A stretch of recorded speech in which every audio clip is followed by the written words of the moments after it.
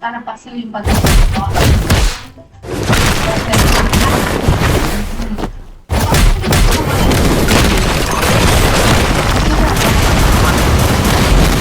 Oo, kasi mag-iba yung gata ng nyog.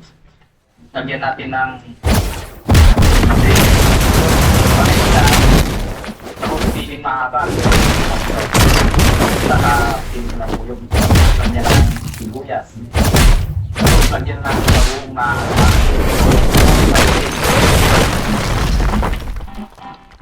Ilalagay at iluluto rin yung farm. Ito yung mga tinatawag nilang growing bag. Tapos mula dito sa kanilang growing bag, sa sprout itong mga oyster mushroom.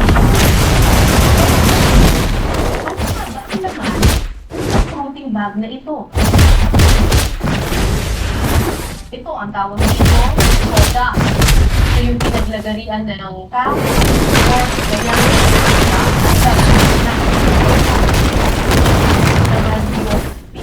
ng palay.